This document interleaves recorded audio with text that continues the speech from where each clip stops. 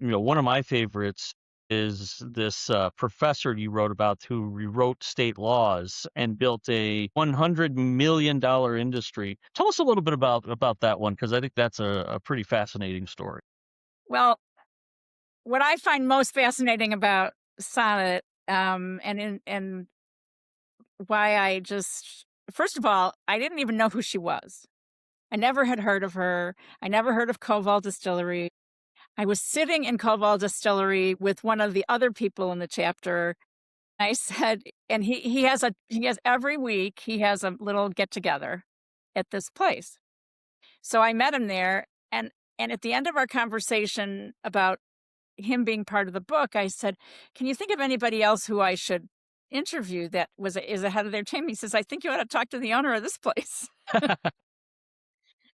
So when I did, and I said, and my first question is, I'm pretty well trained in focus group interviews. And so I really keep it very open ended in the beginning before we get specific. And I said, "How did you get here?"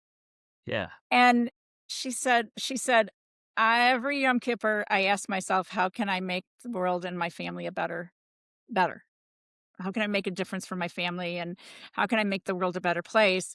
And there was one Yom Kippur, she actually was living at the time in Austria with her husband, and they were both in academia. And she asked that question, and she said, "I can't do it unless I can be closer to my mother." So she had to wanted to find a way to have a thriving business in Chicago. So she moved to Chicago with her husband. Ha. And I don't put any of that backstory there because it's the story is about Sonnet sort of seeing something that wasn't there. And what she did was what she was by trade was a researcher.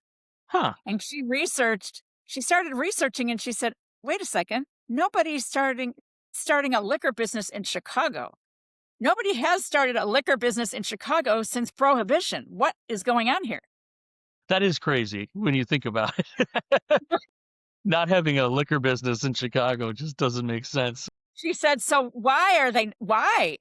And then the reason was because they were catering to the big liquor companies. So your minimum for being able to start a distillery was like 100,000 gallons. Well, that's ridiculous. Yeah.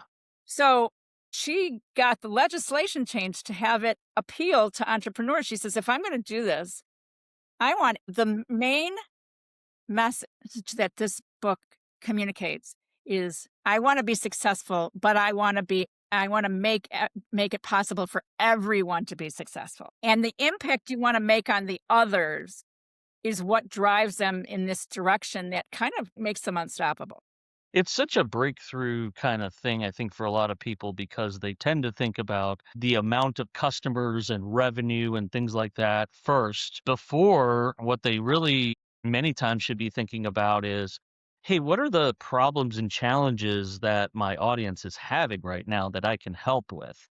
Right. Or in this case, even a bigger thing than that, helping the larger community that they belong to, whether the community is geographically your city or your industry community, anything like that, they had a bigger picture in mind. And I think that's just kind of funny how you think with the problems and solutions first, it kind of just many times will work out in the other things that follow, right? Well, absolutely. It's what do you already know? And she didn't just look at herself. She looked at her husband and his family. And his family already knew was how to build distilleries. They had thousands of them in Austria. So they knew the recipe. Yep. All she had to Yep. do was bring it to Chicago. Yeah, yeah. Well, and that's great because it's taking something that they already know, their knowledge. And I think there's a lot of folks out there who can apply this is that you've got some built-in know-how. It's not just a passion, you're not just following a dream. It's using things that you already know, but just how can you perhaps take it in a totally different angle that nobody ever thought of before.